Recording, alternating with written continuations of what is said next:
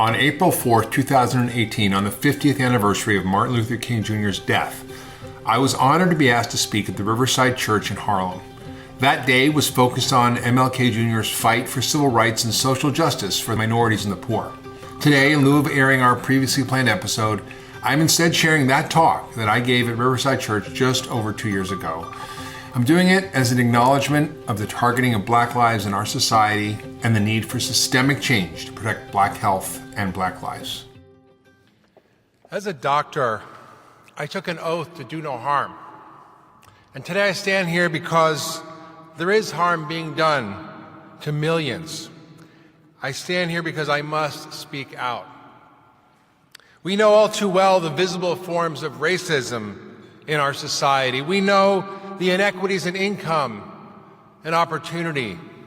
We know the brutal violence and discrimination of the police. We know the shooting of Black children. We know the name of Tamir Rice. We know the name of unarmed Black men shot in the back. We know the name of Stephon Clark. But what we don't know, we may not know, are the names of millions of African Americans killed by an invisible form of racism, a silent and insidious injustice. This is an often internalized force of racism and oppression that disproportionately affects the poor and African American communities.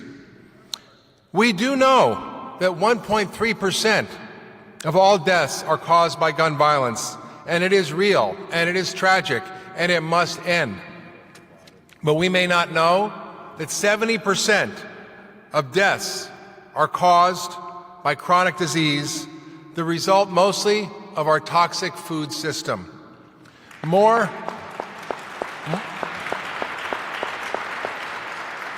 African Americans are killed by food than by anything else. The science is clear. Our processed, sugary, starchy diet is the single biggest cause of death and disease: type 2 diabetes, obesity, heart disease, stroke, high blood pressure, cancer, and even dementia.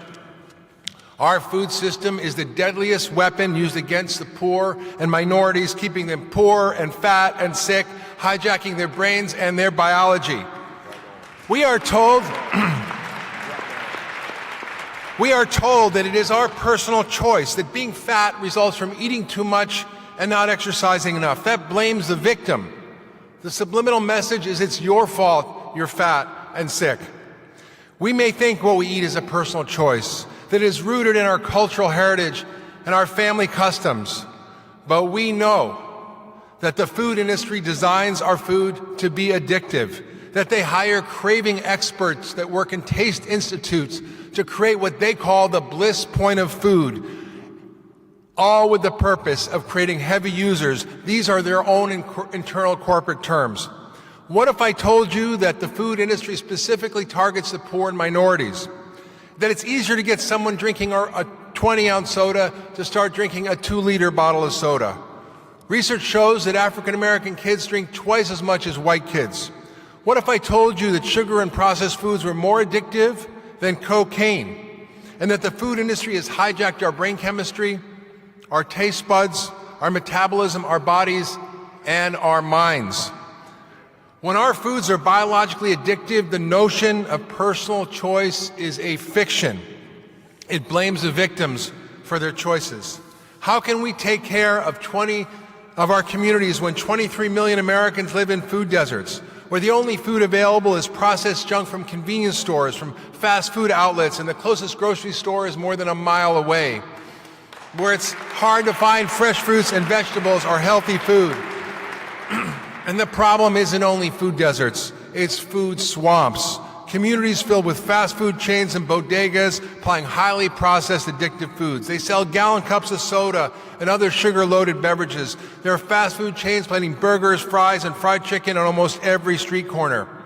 We know that your zip code is more important than your genetic code in determining your risk of death and disease. And we also know that our food system is the #1 cause of climate change. And what about our kids? 40% of them are overweight.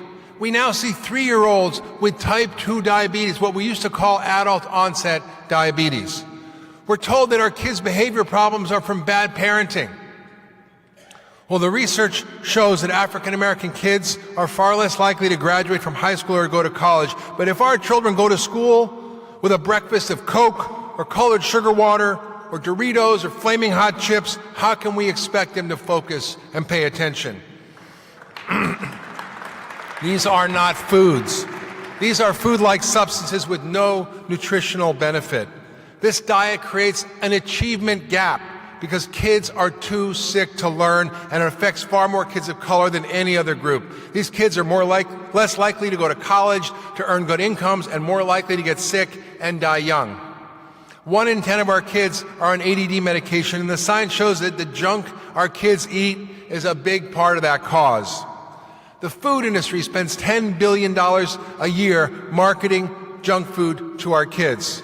The average kid sees 6,000 ads for junk food on soda on TV and even more on social media. These companies are junk food pushers.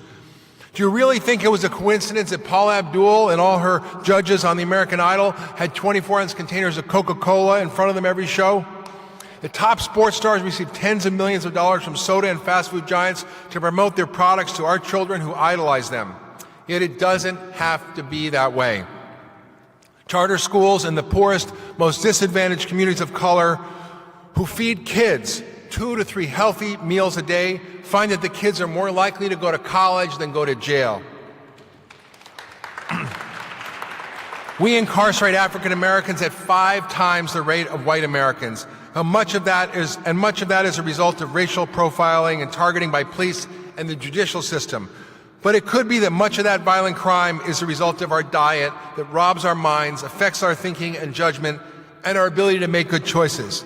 Now, you may think that sounds too far-fetched, but studies have shown that by feeding violent prisoners in prison healthy diets, that violent crime goes down by 56%, and that when you add a multivitamin, because they're all nutritionally deficient, it goes down by 80%. Violent crime in prison goes down by 80%. We know that the task of ending mass incarceration and the new Jim Crow is complex and urgent. We know that the task of building a just food system is also complex and urgent. We have to build a new food system together. A part of this task is listening to the voices of those directly affected by our toxic food system. I once received a letter from prison from a murderer who changed his diet in prison and realized that his whole life of eating junk had made him violent, and from eating real food in the prison transformed him into a totally different person. The food industry employs nefarious tactics to prevent change. They buy friends, they silence critics, and they sweeten their profits. I was part of a documentary. It's called Fed Up. It's a movie about how the food system makes us sick and fat with addictive, sugary, starchy products. And I met with Bernice King, Martin Luther King Jr.'s daughter, about this, and she explained to me that nonviolence also includes nonviolence to ourselves and our own bodies. She was excited about showing the movie Fed Up at the King Center. A few days later, I got a call saying they couldn't show the film. Why? I asked. The answer? Coca-Cola funds the King Center. The dean of Spelman College in Atlanta told me that 50% of the entering class of African American women has a chronic disease, 50%, type 2 diabetes, hypertension, obesity. I asked her why there are Coke machines and fountains all over campus. Coca-Cola is one of the biggest donors to the college. The NAACP received $2.1 million from Coca-Cola alone since 1996. Coca-Cola also funded the Hispanic Federation. Is it any surprise that the NAACP and Hispanic groups oppose a soda tax? We cannot stand for this.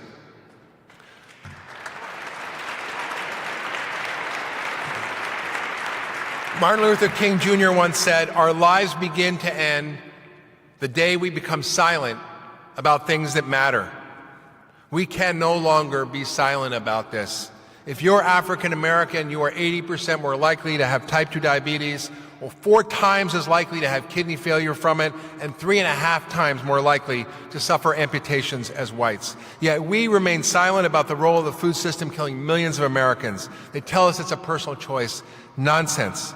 And big food also corrupts public health and advocacy groups. They fund hunger groups like the Food Research and Action Center and Feeding America. These hunger groups strongly oppose limiting the use of food stamps or SNAP to buy soda, despite the fact that the single biggest line item on our food stamp bill, $7 billion a year, is soda. That's 20 billion servings a year of soda to the poor. Soda and sugar-sweetened beverages are the single biggest cause of obesity and type 2 diabetes. There is no scientific argument against that. Our bodies, our health, our children, our communities have been taken from us, and it's time we take them back. It's time we say no to big food and institutionalized food injustice that's causing this slow motion genocide. It's time to free ourselves from corporate interests that privatize profits and socialize the cost of their products. Taking back our food and our food system is a revolutionary act. There are things we can't change as individuals, but we all eat. We vote 3 times a day with our fork. The single biggest political act and the single biggest act of self-love, of rebuilding our communities, is to choose real food. So what is real food? Well, it's pretty simple. Next time you pick up something to eat, ask yourself this question. Did God make this, or did man make this? Did God make Doritos and a Coke? No. Did God make an egg or broccoli? Yes. And think about it. If Jesus came to dinner, what would you feed him? A Big Mac, fries, and a Coke? Or would you give him some real food? We can teach our kids, and we can teach ourselves how to choose and eat food that brings life and not death. Big food would have you believe that it's expensive, that it's difficult, that it takes too much time. Don't believe them. It's not true. We need to educate our kids, ourselves, and our communities. We have to do this together. We can only do this together. Black lives matter, yes, and black health matters too.